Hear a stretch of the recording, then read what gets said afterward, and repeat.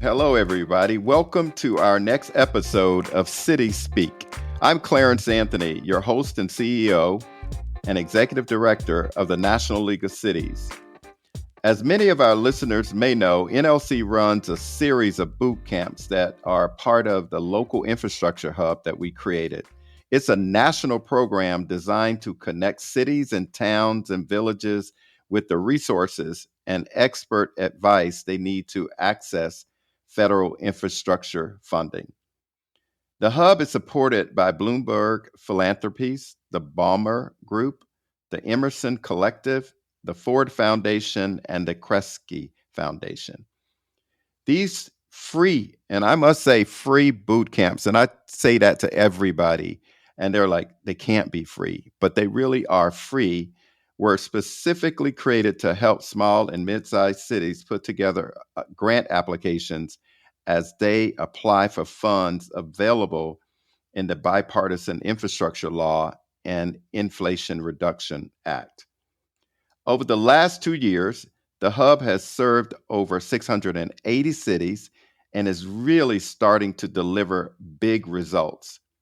So far, our boot camps participants have received over $150 million in federal grants to do everything from fixing sewer systems to expanding access to broadband in their communities.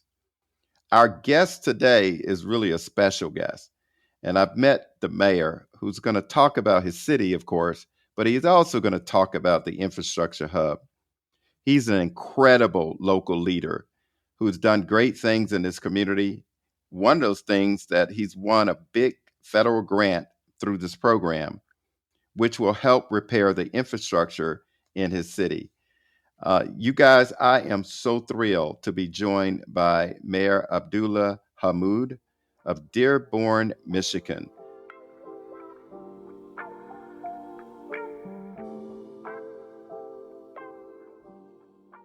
And Mayor, welcome to City Speak. How are you doing today? Thank you so much for having me. It's actually a beautiful winter day here in Michigan. I could say that I want to be there with you, but I'm good. I better not. I'm a Florida guy. I'm still getting used to cold weather. Winter is actually my favorite season, surprisingly. Why is that? There's something about leaving a gym and breathing in that cold, crisp air. It just feels so fresh, and it just never gets old. That's why I don't like winter because I don't work out in the morning. I'm an afternoon Yeah. guy.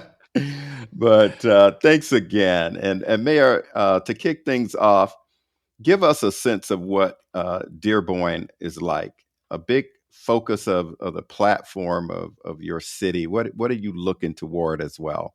Dearborn is seventh largest city in Michigan, third largest school district, population of around 110,000 people. We're the capital of Arab America, so the largest concentration of Arab Americans in North America. It's a beautiful city. We're the people capital, we're the food capital, we're the coffee capital, and we're the home to Fortune 500 companies like Ford Motor Company. We're home to the number one travel destination site in the state of Michigan, actually the Henry Ford Museum in Greenfield Village. But we're also home to just this thriving small business corridors across our city, largely run by immigrants and refugees, and truly an example for the rest of the nation about how different people live amongst each other and are there for each other like family is. Big town with a small town feel where your neighbors grow to be those friends and family, and they're there for you in moments of joy and there for you in moments of sorrow. And that's what makes Dearborn so special. I bet you would consider it is the best city in the world, right? I didn't want to upset any of your other, cities, but we absolutely are the greatest city in the world. And if you've never been to Dearborn, it's hard to really put into words. But once you experience Dearborn, we tend to say you come for the food, you experience the culture, and you stay for the community. Now, I got to come back. I've been there years ago, but now that I got a friend who's mayor, I'll make sure I come to visit you, Mayor. Absolutely. A big focus of your term as mayor has been on investing in transformative infrastructure projects, from repairing roads and bridges to develop, climate resilient infrastructure. Can you share a bit about the infrastructure challenges that Dearborn is facing, and what's your vision about how you can approach addressing those challenges? Not unlike other cities across the country, infrastructure is dilapidated. It's one of the investment opportunities that's always been underfunded. And in 2021, the year I actually ran for office, there was a catastrophic flooding event that occurred across our city where about 70% of all homes flooded. We have about 32,000 residential homes, a little over 30,000, and about 20,000 of them actually flooded. And it was absolutely deflating for so many to have sewage water in your basement 7-8 feet high. And so for us, addressing our stormwater infrastructure, updating our stormwater infrastructure, giving residents the confidence to invest in their homes, to stay in their homes, to understand that their neighborhoods will stay afloat, their residential property values are not going to plummet because we're not addressing these issues. We've made it a focal point. So one of the first things we did coming in, we actually conducted a 2-year third-party assessment of our stormwater infrastructure to understand what went wrong in 21 and to begin to lay out a pathway to a much more climate resilient infrastructure future for the city of Dearborn, which we're actually beginning to roll out. And so to your point, we've been seeking all these grant opportunities because it's a grant-rich environment for municipalities due to the landmark legislation that's been passed at the federal level. And when you got an infrastructure hub like the one NLC runs, it's kind of a catalyst and a booster to make sure that you're a little bit more successful than others. No, we appreciate that. And just listening to you talk about that flood that occurred in your community, I can hear the passion and the desire to help. I mean, did you grow up in Dearborn? I'm born and raised. I'm as Dearborn as it gets. My parents immigrated here, my mother in 74, my father in 84. They met in Dearborn.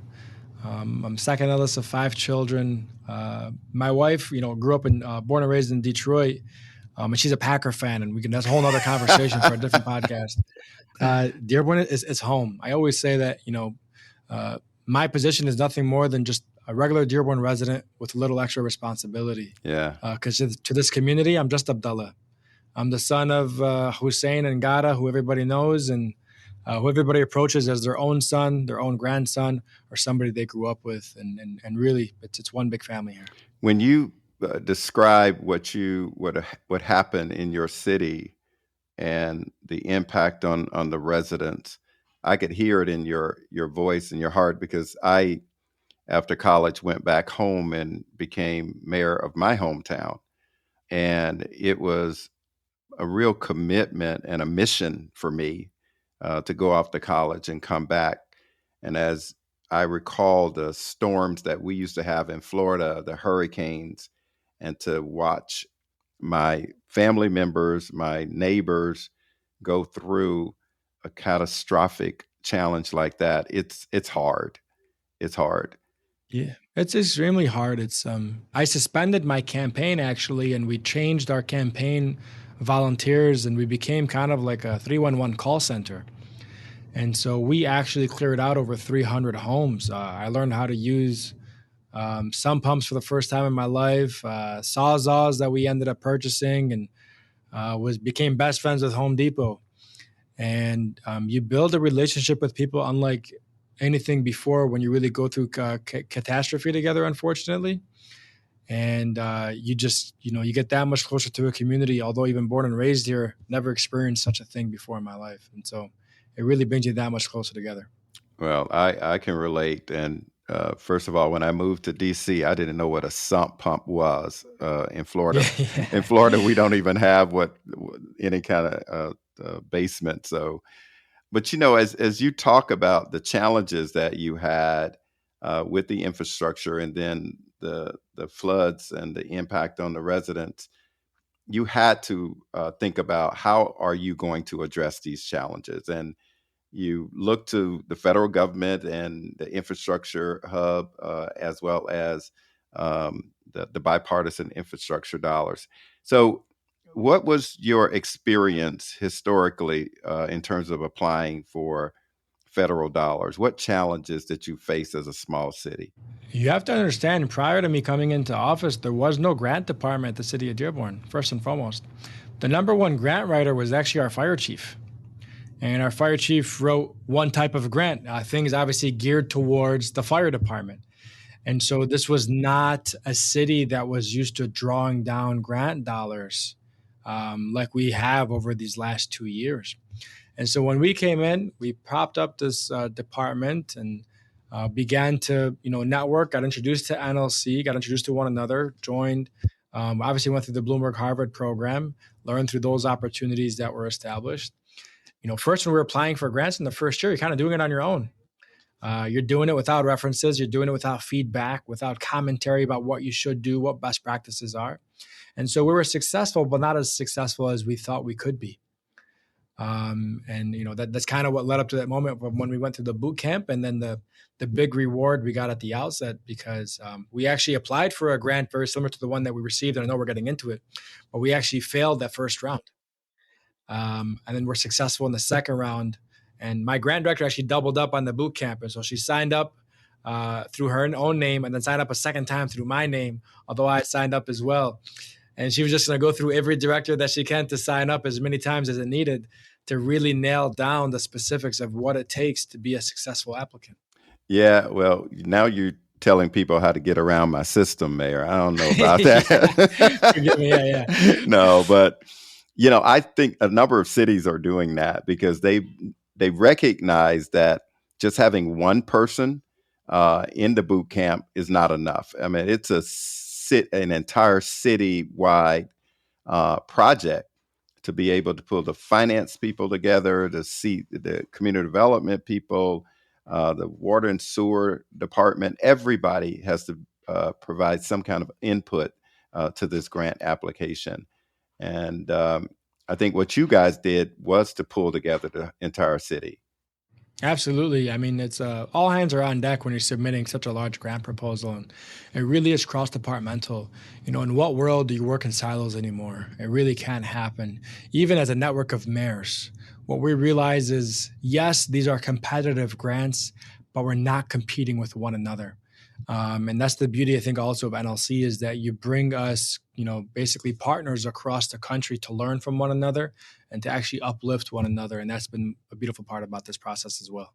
Well, I want to congratulate you because Dearborn participated in 4 local infrastructure hub boot camps in total, including one focused on the Safe Streets and Roads for All grant program. And you won and you secured a $24.8 million grant in the end. Man, that is so amazing and powerful. And I can tell you that when I heard about it, I couldn't wait to call you myself and talk to you about it. Tell us about how you guys approached that and what made you put that program together. I'll tell you what was funny was I was in a meeting and I was getting a DC call, and I said, this is probably spam. And so I kicked it to voicemail, and it happened to be Secretary Pete Buttigieg informing me of the award. And to me, that was just, again, it's actually nicer that I didn't answer, because now I have that message saved in voicemail forever. Now, the Safe Streets Grant, we have a road, Warren Avenue. It's actually a county road, but it's the home to the strongest Arab American business corridor in the country. And it's really dilapidated. It's not safe for pedestrians. We've had many pedestrian deaths on this road year in and year out because of speeding and a lack of traffic calming measures. The water infrastructure underground is outdated. Lead lines connected to the businesses. Our LED street infrastructure is outdated. There are no pedestrian walkthroughs. There's no bike lanes. And so there was no greater example for how you can be transformative than looking at Warren Avenue and saying, we can take this 2-mile stretch and we can make it a landmark destination in the city of Dearborn, not only through the lens of making the streets safer for pedestrians, but also just giving it that facade boost that it's always needed, that it hasn't had in 3 decades, and then branding it as such to draw attention to this remarkable investment. And that was the idea coming in when the Safe Streets Grant application was opened up and submitted. And what I would add also is, we understood the power of stories. We actually got that feedback from the Department of Transportation in the first round for the RISE application when we were unsuccessful, saying, never be light on data, add all the research in the world you can, but tell a story. And for us, the unfortunate circumstance was our Congresswoman, her uncle was actually crossing this road one day and was hit by a vehicle and killed, unfortunately. And we elevated the story to demonstrate that, it kind of makes it closer for the federal government, makes it closer to home. Like, this isn't some distant person. This is a Congress official that you work with on a day-to-day basis, that you interact with, that you have conversations with, who lost a loved one here. And we've had several of these. And so we use the power of these stories to talk about how transformational this would be, not only for the whole community, but especially for vulnerable communities. No, that is powerful. And I think as we looked at the examples of others, they talked specifically about data, and they talked about storytelling as an important part, but also, how will this change the community? What job opportunities are available from these grant dollars, and the equity issue, and how do you make sure that everybody in the community participate? I'd like to ask you, what part of the hub program did you or your team find more valuable? It's a tough question to answer, only because honestly, the from A through Z, the whole program is priceless. It really is. And if you haven't experienced a hub, you have to experience it to understand why it's so meaningful. When technical experts are being brought forward, when the relationships are being established, that really makes the whole difference. When you submit a grant application, yes, there's truth. There's one aspect of it. You really want to submit a powerful story, powerful data. You want to have a solid application, well-rounded. Another aspect of this is also you want to make sure you understand who you're connecting with, who you're informing that you submitted the grant, who's talking about these grants in third places, right? To elevate, hey, FYI, we know these several cities applied for these grants, just putting it on your radar. Those touch points are also very valuable to the process from my perspective, right? When you're having these one-on-one convos and saying, don't forget, these 10 cities have gone through this infrastructure hub and they're submitting for the Safe Streets grant. We want to plug this on your radar. That's really, you can't put a value to that, really, because that's something that you either have or you don't have. And so for me, honestly, the whole thing is you have to experience it to understand it. Yeah, and I get that, because what we're trying to do is to make sure that we leave the city team stronger than before they went through the hub. And what I've heard from many is that it really did show them how to really target and be more specific and show that they're ready to implement the program. You've built our capacity as a city. Yeah. That's the honest to God truth. And, our grant department was one person. Now it's two. And the second person we hired, Erin, is actually getting ready to go through her first hub soon as well, because that capacity building is extremely important, to your point. And the success that we've had, we've loved nothing more than sharing what we learned when we were unsuccessful and then what we amended on our path to becoming successful.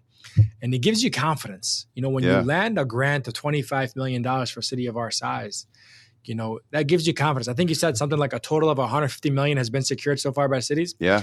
Our $25 million, that's 16% of that pot. I'll do the numbers real quick for you. But it gives you confidence to then, and then I hear NLC saying, hey, don't only go to the well once, come back, apply for a separate application. It gives us the confidence to not say, we've done this successfully one time. We might not have to go back for another $25 million, but we can go for a less amount and maybe be successful a second time and a third time. We know these dollars are available for 5 years, 6 years. And so you have many an opportunity to now be successful, and you know how to do it because of the program that was offered. Well, Mayor, the first time the team came in and said that we have helped cities around America achieve, I think it was like $60 million funding of grants. And I was like, that is super. And I said, let me see the list. Yeah. And Dearborn was 24.8 million of that 60-something million. I was like, tell my counsel, please. And I was just so proud that you guys had won that amount of money for your citizens. And you talk about a story, and I'm thinking about a story for the future. You got $24.8 million. Tell us Yeah. about what impact and how it's going to help your community be a better community in the future. You know, what we also learned through the hub is being smart on how we layer our dollars or layer your capital, almost like an investor or developer is doing. And so we got 24.8 from the federal government. We put in the match of 5 million.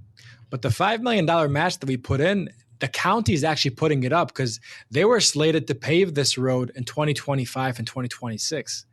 So we were strategic in using the dollars that was already set aside for this road as the match in the grant. And then we had additional CDBG that was lapsed from the previous administration that we're going to feed to the businesses to help improve their facade between $3 to $6 million. And so, yes, it's 25 on paper from the federal government. By the time this project is completed, it's close to a $40 million transformation on this 2 mile stretch in the heart of East Dearborn, which is the heart of Arab America in the United States. And so when you talk about what the outcome is, you're talking about pedestrian pathways, micro transportation, I think is like the new term that folks are using. I haven't gotten around to getting adjusted to that terminology just yet. But for scooters and bikes and things like that, those will be included. New LED lights across the whole corridor.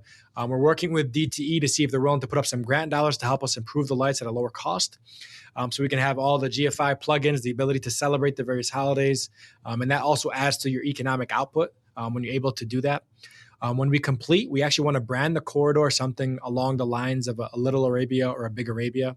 And we're actually going to partner with Mayor Mike Duggan because his Warren Avenue on the Detroit side is also a 1 mile stretch of Arab American businesses. And so we're going to have a full 3 mile stretch all fully redone because he just did his stretch last year. And one branded community that'll be the center of Arab American business and trade in the whole country. And you can't really put a value to that. It's going to be notable. People will travel to this place. It'll improve our economic output. We're using the opportunity to dig up the road and also replace all the water infrastructure at the same time. And so that's water infrastructure. Once you replace it, it buys you several decades before you have to dig up that road anytime again. And so it really is for the neighborhood, for the residents, for the business owners, they are ecstatic. There has not been an investment in this side of town. And, I grew up, born and raised in that side of town. And so for as long as I've been alive, and I won't age myself, but for as long as I've been alive, there's not been an investment of this size in that part of town. And people are just over the moon about it. And more so the county is as well. We took a county road and we provided them with $25 million that they would have never otherwise had. It's not a city road that we chose. We chose the road that would have the largest impact. So we tried being team players in this space as well. That's very thoughtful. So I know this question is going to be hard because you may not want to give away your secret sauce of how you guys approached this and was successful. But if you had to speak to other municipal leaders and tell them what you learned from this process, and what do you think is the most important thing for other city leaders to know about this local infrastructure hub, what would you say to them? Be thorough. This is almost like doing your master's or PhD program level thorough, and you're writing your thesis. So when you submit that application, include all the data that you have about the region you're speaking to, because the individual, based on what we learned from the hub, there's going to be an individual who reads your application, who knows nothing about your community. That is where the basis that you're starting. And so you have to paint the picture at the very outset of what your community is about and what this project means to your community. And so that also means bringing faces to that application. Put stories, put names. And our letters of support that we got from various elected officials, government officials, community partners, we also made sure that they included the names of loved ones that might have been, hurt or killed on this road to elevate those stories and, again, put names to it. You can't shy away. It can't just be simply as we understand $1 produces $12 for every dollar invested in economic output. That's the same standard crap everybody's going to put across the country. But if you really want to stand out, add a name, add a story, talk about something that nobody else is going to know unless they're born and raised in your community. So that the person who's reading the application, when they have to go defend your application, when they're grading that application, they can defend it as if they wrote it themselves. And that's really what sets applications apart. And what's beautiful is Department of Transportation puts the successful applications online. for you to look at and learn from. So you also don't have to start from scratch. You can look to successful applications and try to understand what they did well and what you can learn to be successful as well. So, Mayor, with that question, I'm going to ask you a free question that I just came up with as we were talking. And you're a Detroit Lions fan. Yeah. Yeah, that's enough answer right there. Now, anyway, absolutely, you're a Detroit Absolutely. Lions fan. Any comparisons, alignment between Dearborn and the Detroit Lions? I mean, they did great this year, and you can look back and year after year, we say, okay, the Lions are going to do it this year. The Lions are going to do it this year. Yeah. Actually, they did it this year. They didn't They go should all have the been in way. the Super Bowl. That's another conversation. Have you recuperated yet over that loss? I'll tell you, here's the funny story. My uncle lives in the Phoenix area, actually. And in the second quarter, I booked a ticket for Super Bowl weekend to fly out to Phoenix. He had a hotel in Vegas, and we're just celebrating. He had 2 tickets geared up for the Super Bowl. And by the fourth quarter, I canceled my flight. So it was like a beautiful 16 minutes of just bliss, When Detroit is successful, the whole region is successful. Yeah. Aiden Hutchinson, who everybody knows now, actually went to high school in the city of Dearborn, Divine Child High School. We're extremely proud of that. But the whole metro benefits when you have such a successful team, because when you're going out to a game, the before or after parties are happening in the whole metro, not just in the downtown city. And so you benefit, you reap the rewards of that. And we have a strong partner, obviously, in Mayor Mike Duggan. And the Arab community overlaps, as I told you earlier. And Dearborn has the longest border with the city of Detroit. People don't understand this. In the past, it wasn't a border that was celebrated. In fact, it was a border that was redlined in the city of Dearborn. But we have come in, and this is a border, in fact, that we think is advantageous and a benefit to the city of Dearborn, the fact that we share it with such a beautiful city like Detroit. And so when we elevate, for example, stormwater issues, we now hold the joint block party for the first time in Dearborn history with Dearborn and Detroit neighborhoods together. And we always said, both of us flooded. So why do we allow this human-made border to separate us? We're all struggling to overcome the same infrastructure issues and other issues that we've been having to fight. And so let's come together, bridge the divide, and celebrate the communities that make us so special. And so absolutely, I say, when Detroit is successful, Dearborn is successful, and vice versa. And that's a great way to talk about partnership and regional governance and regional partnerships. And Mayor, I got to tell you this. Talking to you helps me to recognize that the work that we do at NLC really does make a difference, and that I may be in Washington, D.C., and I don't get a chance to drive down Warren Avenue or Warren Street, but you've painted a picture for me to be able to see that the work that we do, and we advocated for these funds to go directly to cities, that we're lucky that we have leaders like you that can use those dollars to transform the lives of their residents. It's special to talk to you because I know that's your home, and you can tell it, man. Can't wait to have you for the groundbreaking and the ribbon cutting. I will be there. Yeah, I think what also just came to my mind is the city of Dearborn was not an NLC member before I came in. No, it wasn't. And so, I just want to also add that, the membership with NLC is well worth the price of admission. We've reaped, I don't know what multiple it is. I mean, the membership is not expensive, but it's been more than just this grant that we've been successful with NLC. We've been a part of several fellowships now with NLC, and the reward has been, you can't really just monetize that, but it's been phenomenal. Well, City Speak listeners, you have been blessed to be able to hear great stories from the mayor of Dearborn, Michigan, Mayor Abdullah Hammoud, and a good friend of mine, and somebody I can say I'm so proud that he's in my life. So thank you all, and thank you, Mayor, for being here. Absolutely. Thank you so much. Godspeed. If you ain't with NLC, you're missing out. If you haven't done a hub, you're missing a lot of dollars. Get on it. Facts. That's my daughter. My daughter taught me that, Mayor. Yeah, fact.